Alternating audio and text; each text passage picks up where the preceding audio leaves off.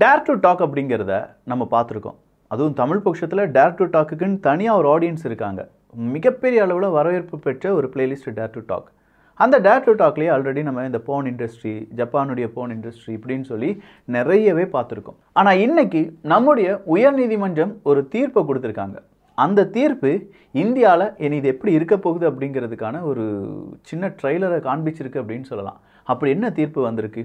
Phone பார்த்தா தப்பு கிடையாது அப்படிங்கிறது தான். இது சரிதானே, இதில் என்ன தவறு இருக்குது அப்படிங்கிறதும் அதுக்கு பின்னாடி இருக்கக்கூடிய உளவியல் ரீசன்ஸ் சின்னதாக தான். ஏன்னா இதுக்கு அடுத்தடுத்த கேள்விகள் உங்களுக்கே நிறைய கேள்விகள் வரலாம்.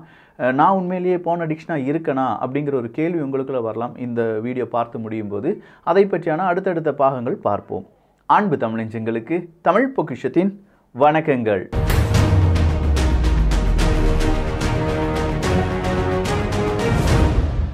அம்பத்தூரை சேர்ந்த ஒரு இளைஞர், அந்த இளைஞருக்கு எதிராக ஒரு கேஸ் ஃபைல் ஆகுது.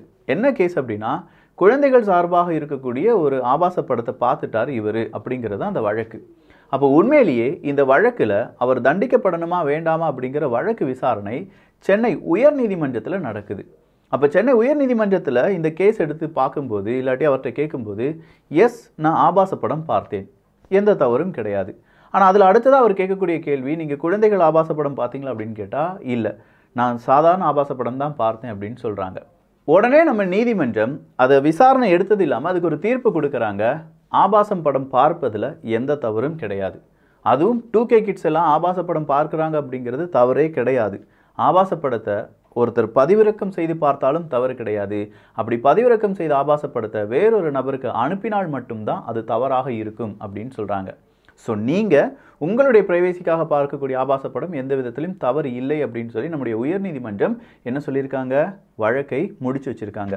இந்த வழக்கினுடைய இந்த தீர்ப்பு வரும் காலத்தில் சுட்டி காண்பிக்கப்படக்கூடிய ஒரு தீர்ப்பாக இருக்கும் அப்படின்னு சொல்லி பலரும் ஐயப்படுறாங்க. இதில் ஐயப்படுறதுக்கு என்ன இருக்குது அப்படிங்கிறது தான் இந்த தீர்ப்பில் சொல்லியிருக்கக்கூடிய சில விஷயங்களை நல்லா கவனிச்சிங்கன்னா தெரியும். எப்படி ஒரு காலகட்டத்தில் மதுவுக்கும் சினிமாவுக்கும் அடிமையாக இருந்த அந்த ஒரு காலகட்டம் இருந்ததோ, அதே மாதிரி இப்போ ஆபாச படத்துக்கு கொஞ்சம் பேர் அடிமையாக இருக்காங்க. அந்த ஆபாச படத்தினுடைய அடிமைத்தனம் அப்படிங்கிறது அவங்க கிட்ட இருந்து தான் போக்க வேண்டுமே தவிர அதை ஒரு குற்றமாக பார்க்க முடியாது அப்படின்னு சொல்றாங்க. 90s கிட்ஸ் மது புகைப்பழக்கத்திற்கு அடிமையானது மாதிரியே 2K கிட்ஸ் போனுக்கு அடிமையாக இருக்காங்க அப்படின்னு சொல்ற ஒரு தீர்ப்பு.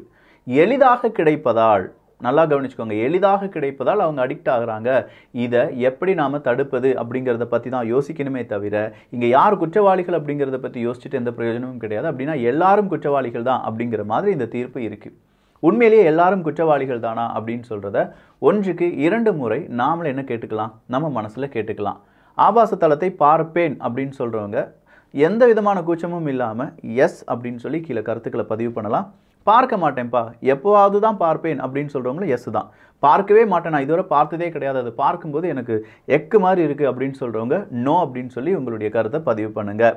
இதில் கருத்து ஏன் நான் கேட்டிருக்கேன் அப்படிங்கிறதுல வெளிப்படையாக நம்ம சில விஷயங்களை பேச வேண்டும் அப்படிங்கிறதுக்கு தான்.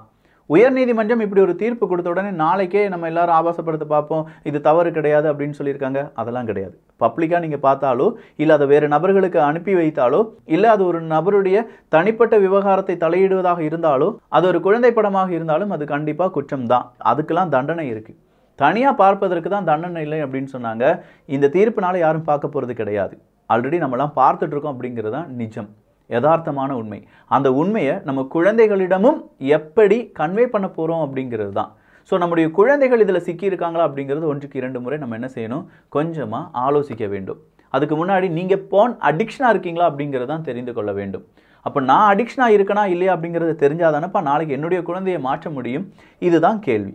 எப்படி போன் அடிக்ஷன் இருக்கும் அப்படிங்கிறத நம்மளால் கண்டுபிடிக்க முடியும்? முதல் விஷயம், ஒரு வாரத்தில் 10 மணி நேரம் அப்படிங்கிறத ஆபாச தளம் தேடுவது இல்லாட்டி ஆபாச தளம் பார்ப்பது அப்படிங்கிறதுக்காக நீங்கள் ஸ்பெண்ட் பண்ணுறீங்கன்னா நீங்கள் போன் அடிக்ஷனில் இருக்கீங்க அப்படிங்கிறது தான். 10 மணி நேரம் ஒரு வாரத்தில். அடுத்ததாக அவங்க சொல்லியிருக்கிறது, தாம்பத்திய உறவில் உங்களுக்கு ஏற்படக்கூடிய பிரச்சனைகள், உங்களுக்கு சரியாக அதை செய்ய முடியலை அப்படின்னு சொல்லும்போது, இல்லை இதை பார்த்தா தான் எனக்கு ஏதாவது செய்யணும் அப்படின்னு சொல்லி தோணும் போதும் இது எல்லாமே என்னதானா, இந்த மாதிரி போன் அடிக்ஷன் தான் காரணம் அப்படின்னு சொல்கிறாங்க. 3ஆவதா, நீங்கள் ஒரு டே இதுக்குன்னே ஒதுக்குவீங்க தனியாக. சில பல டேயாக இருக்கலாம், இல்லாட்டி சில மணி நேரமாக இருக்கலாம். நண்பர்கள்லாம் விளையாட கூப்பிட்டு இருப்பாங்க, இல்லாட்டி வேறு ஏதாவது இம்பார்ட்டண்ட்டான விஷயம் இருக்கும். காலையில் எந்திரிச்சு சில முக்கியமான முடிவுகள் எடுக்க வேண்டியதாக இருக்கும். இரவில் சீக்கிரமாக படுக்க வேண்டியதாக இருக்கும். இதை நீங்கள் எதுக்கோ ஒரு காரணத்துக்காக தள்ளி வைத்து அந்த நேரத்தில் நீங்கள் இந்த மாதிரி ஆபாச தளத்தை பார்க்கிறீர்கள் என்றால் போன் அடிக்ஷனில் சிக்கியிருக்கீங்க அப்படிங்கிறது தான் உண்மை. அடுத்ததான், எதுவுமே இல்லாமல் எந்த காரணமும் இல்லாமல் வெளியில் போக மறுப்பது. அப்படி வெளியில் போக மறுப்பது அப்படிங்கிறது எனக்கு போர்டாக இருக்குது, நான் என்னையால் அங்கே வர முடியாது அப்படின்னு சொல்லிட்டு அந்த நேரத்தை நீங்கள் எதுக்கு பயன்படுத்துவீங்க? முதலையாவது அவாய்ட் பண்ணுவீங்க, இது பொய் சொல்லுவீங்க. பொய் சொல்லிட்டு மறுபடியும் இந்த ஒரு தளத்தை பார்ப்பது அப்படிங்கிறது, இந்த வீடியோ பார்ப்பது அப்படிங்கிறது அடிக்ஷனுடைய ஒரு விஷயம் அப்படின்னு சொல்லப்படுது. அடுத்ததா, உங்களை நீங்களே குற்றம் சொல்லிக்கிட்டே இருப்பீங்க, நாளையோடு இதை நிப்பாட்டணும் அப்படின்னு சொல்லி. ஆனால் அடுத்த நாளே நீங்கள் மறுபடியும் இந்த தளத்தை பார்க்கிறீர்கள், இந்த வீடியோவை பார்க்குறீங்க அப்படின்னா அதுவும் அடிக்ஷன் தான். ஸோ அடிக்ஷனாக இருக்கிறது அப்படிங்கிறது தான் இந்த தீர்ப்பில் வந்திருக்கக்கூடிய பிரச்சனை. ஆனால் இந்த அடிக்ஷனை நம்மளால் அவாய்ட் பண்ண முடியாதுன்னு சொல்லி தீர்ப்பு வந்திருப்பதும் கொஞ்சம் ஷாக்கிங்காக தான் இருக்குது.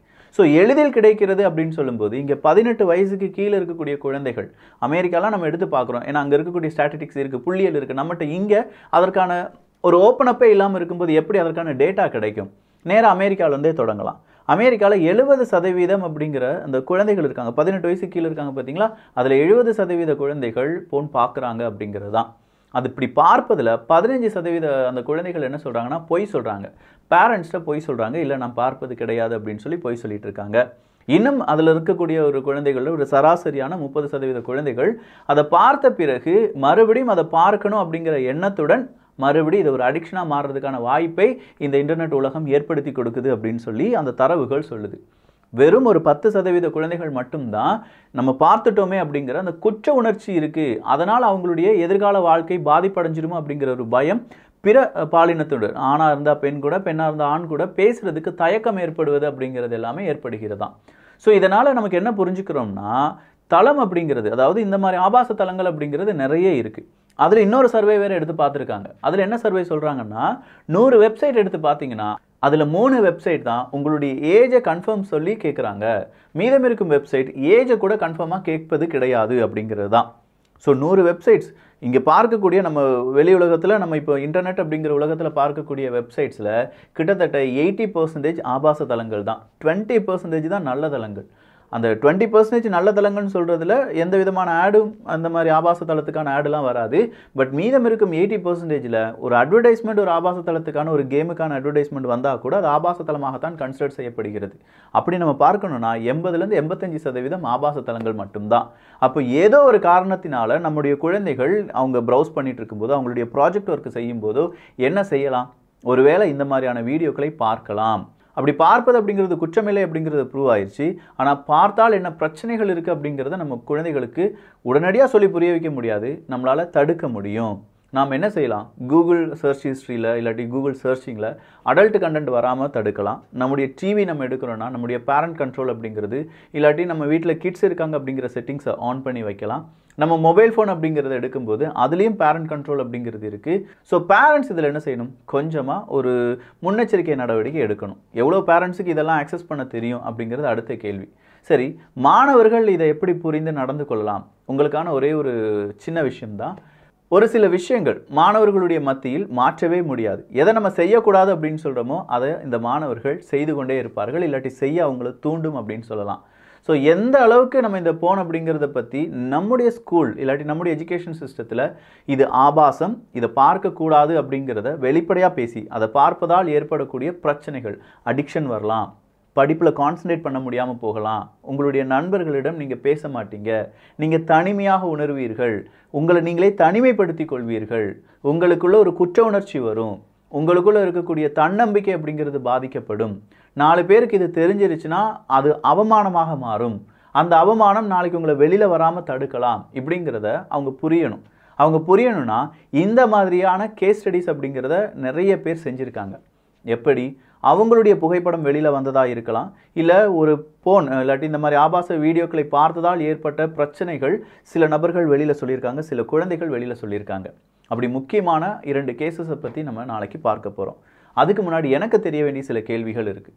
நம்ம குழந்தைகளுக்கு இந்த ஆபாச தளங்கள் அப்படிங்கிறத பற்றியான விழிப்புணர்வு ஏற்படுத்த வேண்டுமா வேண்டாமா? ஃபர்ஸ்ட் கேள்வி. இதை நான் செய்யலைனா கூட இது எப்படியோ ஒரு மூலையில் நடந்துட்டு தானே விக்கி இருக்குது, இதை பற்றிலாம் பேசி என்ன பிரயோஜனம் அப்படின்னு சொல்லி நீங்கள் நினைக்கிறீங்களா? இல்லை விக்கி, கண்டிப்பாக நம்ம அவேர்னஸை க்ரியேட் பண்ணணும். யாரோ பட்டு அடிபட்டு திருந்திருப்பாங்கள, அவங்களுடைய ஹிஸ்ட்ரியை கேட்கும்போது இவங்களுக்கு ஒரு வேளை மாற்றம் வருவதற்கான வாய்ப்புகள் இருக்குது, எனவே இதை கண்டினியூ பண்ணணும் அப்படிங்கிற இந்த 3 ஆப்ஷனில் நீங்கள் எந்த ஆப்ஷனை சூஸ் பண்ண போகிறீங்க, அதற்கான அந்த ஒரு கமெண்ட்ஸையும் கீழே போட்டுருங்க. ஏன்னா உங்களிடமிருந்து வந்த பதில்கள் வைத்து தான் அடுத்ததான் நான் இதை பேசணுமா வேண்டாமா அப்படிங்கிறத யோசிக்கணும். நல்ல சமுதாயத்தை என்னால் மட்டும் உருவாக்க முடியாது, அதற்கு நீங்களும் என் கூட இருக்கணும் தானே. அதனால் இது உங்களுக்கு தேவையா இல்லை இது வேண்டாத ஒரு ஆணியா அப்படிங்கிறத நீங்கள் தான் இங்கே சொல்லி எனக்கு புரிய வைக்கணும். நல்லதை பகிர்ந்து நல்ல சமுதாயத்தை உருவாக்குவோம். நன்றி, வணக்கம்.